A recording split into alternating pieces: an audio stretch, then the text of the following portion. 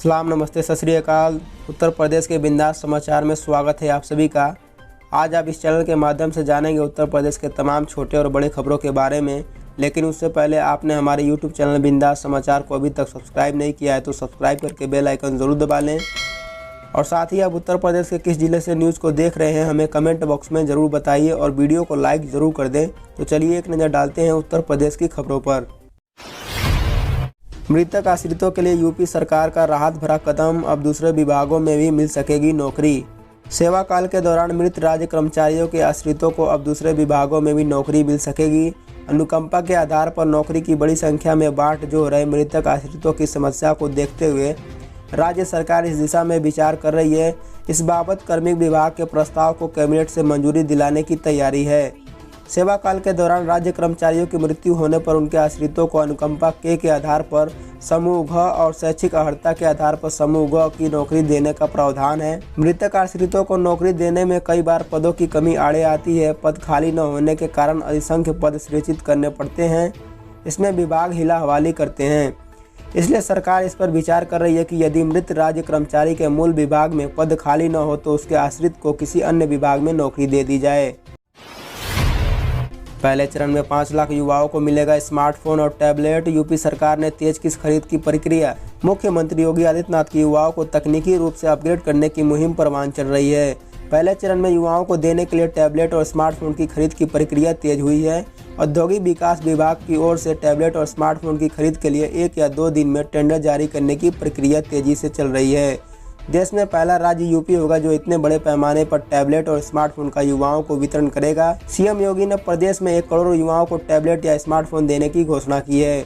इसके लिए उन्होंने वर्तमान वित्त वर्ष में 3000 करोड़ रुपए की स्वीकृति किए हैं। सीएम योगी की मंशा के अनुरूप औद्योगिक विकास विभाग ने टैबलेट और स्मार्टफोन की खरीद के लिए उम्मीद जताई जा रही है कि अगले माह के अंत तक चयनित कंपनियों को परचेज ऑर्डर दिया जाएगा। इसके बाद जिले स्तर पर लाभार्थियों को वितरण शुरू होगा। जेम पोर्टल पर टेंडर जारी होने के 21 दिन बाद खुलेगा। जेम पोर्टल पर यह अब तक का सबसे बड़ा टेंडर होगा। चयनित कंपनियों को पहले लॉट में कम से कम 2.5 लाख टैबलेट की आपूर्ति करनी होगी। हालांकि स्मार्टफोन के लिए चयनित कंपनियों को पहले लॉट में कम से कम 5 लाख स्मार्टफोन की आपूर्ति करनी होगी। प्रदेश के सभी जिलों में आज से 8 दिनी दीपावली मेला। लखनऊ में सीएम योगी आदित्यनाथ करेंगे उद्घाटन।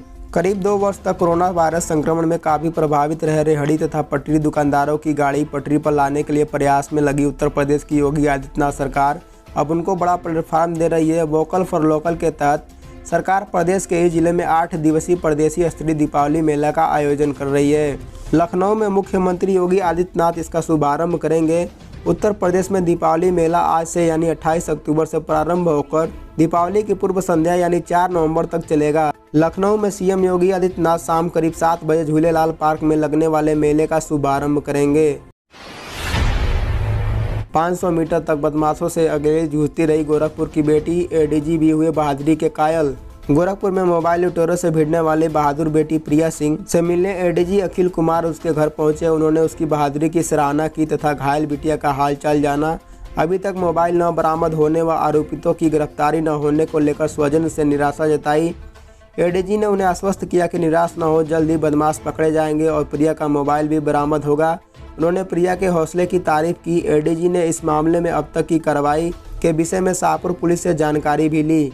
बता दें कि शाहपुर इलाके के असुरन पुलिस चौकी अंतर्गत गुलाब वाटिका के पास रहने वाले अभय सिंह की बेटी प्रिया सिंह से शनिवार को बाइक सवार बदमाशों ने मोबाइल लूट लिया।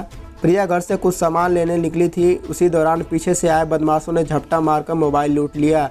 हालांकि इस दौरान बदमाशों से बिना डरे प्रिया ने बाइक पर पीछे बैठे बदमाश की कॉलर पकड़ लिया और करीब 500 मीटर तक घिसटते हुए गई, लेकिन इस दौरान उसे किसी की मदद नहीं मिली। ऐसे में बदमाश उसका हाथ छुड़ाकर भाग निकले। इसके चलते प्रिया के पैर, कमर सहित शरीर के अन्य स्थानों पर गंभीर चोटें आई हैं। पुलिस लुटेरों के विरुद्ध मुकदमा दर्ज कर बदमाशों की तलाश कर रही है। पुलिस का यह भी दावा है कि वह बदमाशों के करीब पहुंच चुकी है। जल्द उनकी गिरफ्तारी हो सकती है। कुशीनगर दिल्ली के बीच उड़ेगा बम्बार्डियर Q400 विमान। 26 नवंबर को पहली commercial flight. Kushinagar Delhi route पर एयरलाइन कंपनी स्पाइस जेट अभी प्रारंभिक चरण में बम्बार्डियर Q400 विमान का परिचालन करेगी। 26 नवंबर को कंपनी की पहली उड़ान इसी विमान से होगी। 78 सीटर इस विमान की दोनों तरफ की 70% सीटें भर चुकी हैं। 17 दिसंबर से कंपनी कुशीनगर मुंबई रूट पर उड़ान सेवा शुरू करेगी। कुशीनगर कोलकाता की उड़ान बैंकॉक कोलकाता उड़ान सेवा खुलने या बौद्ध सर्किटों में पर्यटकों के आने का क्रम शुरू होने पर निर्भर करेगा। कंपनी के अधिकारियों के मुताबिक स्पाइस जेट कंपनी देश भर में 63 रूट पर संचालन कर रही है। कुशीनगर एयर रूट पर यह 64वीं उड़ान सेवा है। 29 अक्टूबर से कुशीनगर इंटरनेशनल एयरपोर्ट पर बेस वर्क शुरू कर दिया जाएगा। फर्जी शिक्षक भर्ती और करोड़ों के भुगतान के बीच सेवा में अफसरों की भी बर्खास्तगी तय। प्रदेश में हुए शिक्षक भर्ती घपले और करोड़ों रुपए के भुगतान में वित्त सेवा के कई अफसरों की बर्खास्तगी तय मानी जा रही है। पहले चरण में देवरिया के सहायता प्राप्त आकाशीय विद्यालयों में शिक्षकों की फर्जी नियुक्तियों में वेतन जारी करने वाले 2 तत्कालीन वित्त एवं लेखा अधिकारियों के खिलाफ रिपोर्ट शासन को भेज दी गई है। साथ ही उस अवधि में देवरिया में तैनात रहे 7 और वित्त एवं लेखा अधिकारियों के नामों का भी जिक्र इस रिपोर्ट में किया गया है। यह भी बताया गया है कि इन 7 अधिकारियों की संलिप्तता का पता लगाने के लिए जांच अधिकारी के विस्तृत रिपोर्ट देने के लिए कहा गया है। योगी सरकार ने फर्जी शिक्षकों के वेतन आहरण करने वाले वित्त सेवा के अधिकारियों को भी जाँच के दायरे में लाने के लिए निर्देश दिए थे, ताकि इनकी भी जवाबदेही सुनिश्चित हो सके। देवरिया के कृषक लघु माध्यमिक विद्यालय मदरसन में 7 शिक्षकों और सहदेव बालिका पूर्व माध्यमिक विद्यालय बाबू बभनी में 8 अध्यापकों की फर्जी दस्तावेजों के आधार पर नियुक्ति की गई। जांच में मामला सही पाए जाने पर कृषक लघु माध्यमिक विद्यालय के 7 शिक्षकों की सेवाएं समाप्त कर दी गई हैं, जबकि सहदेव बालिका पूर्व माध्यमिक विद्यालय के प्रबंधक और प्रधानाध्यापक के संबंधित दस्तावेज मुहैया न कराने पर प्रबंध समिति के अधिकार छीन लिए गए हैं। वहाँ शिक्षा विभाग ने नियंत्रक बैठा दिया गया है। इन शिक्षकों के खिलाफ भी नियमानुसार कार्रवाई के निर्देश दे दिए गए हैं। माना जा रहा है कि इनकी सेवाएं भी शीघ्र समाप्त कर दी जाएंगी। पाकिस्तान की जीत पर जश्न मनाने वालों पर दर्ज होगा देशद्रोह का केस। अब तक 7 गिरफ्तार। T20 वर्ल्ड कप मैच के दौरान 24 अक्टूबर को हुए मैच में पाकिस्तान की जीत और भारत की हार पर खुशियां मनाने और पाकिस्तान समर्थक नारे लगाने के आरोप में यूपी पुलिस ने बड़ी कार्रवाई की है। पुलिस ने 5 जिलों से 7 लोगों को गिरफ्तार किया है और 4 लोगों को हिरासत में लिया है। मुख्यमंत्री योगी आदित्यनाथ ने बताया कि उक्त मैच में पाकिस्तान की जीत का जश्न मनाने वालों पर देशद्रोह का मुकदमा दर्ज कर कार्रवाई की जाएगी। भारत पाकिस्तान के बीच 24 अक्टूबर को T20 मैच हुआ था, जिसमें भारत को बुरी तरह हार का सामना करना पड़ा था। इसके बाद यूपी समेत देश के कई हिस्सों में कुछ लोगों ने पटाखे फोड़कर और नारे लगाकर पाक की जीत का खुशियां मनाई थी। पेट्रोल डीजल की बढ़ती कीमतों से राहत देने की तैयारी में योगी सरकार। आज शाम होगी बैठक। पेट्रोल डीजल की लगातार बढ़ती कीमतों से बेहाल जनता को थोड़ी राहत मिल सकती है। योगी सरकार ने इस पर विचार विमर्श करने के लिए शुक्रवार की शाम को बैठक बुलाई है। बताया जा रहा है कि प्रदेश सरकार अपने स्तर पर कीमतें कम कर सकती है। इससे पहले मुख्यमंत्री योगी आदित्यनाथ ने खाने पीने की बढ़ती कीमतों को देखते हुए कालाबाजारी करने वालों के खिलाफ कड़ी कार्रवाई करने के निर्देश दिए हैं। प्रदेश सरकार पेट्रोल डीजल की दरों में कमी करने के लिए वैट कम करने का विचार कर रही है। चूल्हा चौका छोड़ खाद के लिए सड़क पर उतरी महिलाएं, दुकान पर फेंकी सड़क की मिट्टी। ललितपुर में खाद के लिए परेशान किसानों के साथ अब महिलाएं भी चौका चूल्हा छोड़कर दुकानों पर लाइनों में लग गई है।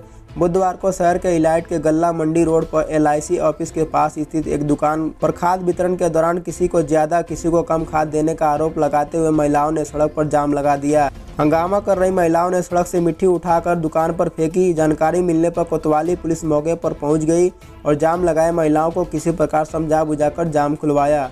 गल्ला मंडी रोड पर LIC ऑफिस के पास खाद की दुकान पर बुधवार को काफ़ी संख्या में महिलाएं चौका चूल्हा छोड़कर खाद लेने के लिए पहुंची, जहां खाद वितरण के दौरान एक ट्रैक्टर में अधिक खाद की बोरियां जाते देखकर महिलाएं आक्रोशित हो गईं और खाद वितरण में भेदभाव का आरोप लगाते हुए सड़क पर बैठकर जाम लगा दिया। करीब 2 घंटे तक महिलाएं सड़क पर जाम लगाकर प्रदर्शन करती रहीं। बिजनौर में पकड़ी गई 8 करोड़ की GST चोरी, कारोबारी के खिलाफ मुकदमा दर्ज। बिजनौर जनपद में उपायुक्त GST नजीबाबाद ने लगभग 8 करोड़ की GST चोरी का मामला पकड़ा है। फर्जी बिलों के आधार पर यह कर चोरी की गई थी। इस संबंध में उपायुक्त GST नीरज सिंह ने बुधवार देर शाम नजीबाबाद थाने पर रिपोर्ट दर्ज कराई। आरोप है कि कोटद्वार रोड स्थित फर्म से SS ट्रेडर के माध्यम से कारोबारी सुनील सुगना लोहा स्क्रैप का फर्जी कारोबार कर रहे थे। बिना स्क्रैप की खरीद फरोख्त किए केवल कागजों में ही बिलों का आदान प्रदान कर रहे थे। बता दें कि यह मामला जानकारी में आने के बाद SIB टीम ने जांच शुरू की। फर्म पर कार्रवाई की तो 8 करोड़ रुपए की GST चोरी का मामला सामने आया। पुलिस ने आरोपी के खिलाफ संबंधित धाराओं में मामला दर्ज कर जांच शुरू कर दी है। तो ये थी उत्तर प्रदेश की 10 छोटी और बड़ी खबरें। डेली ऐसे ही उत्तर प्रदेश की अपडेट जानने के लिए बिंदास समाचार को सब्सक्राइब करना बिल्कुल ना भूलें। मिलते हैं फिर से अगली अपडेट में। जय हिंद, जय भारत।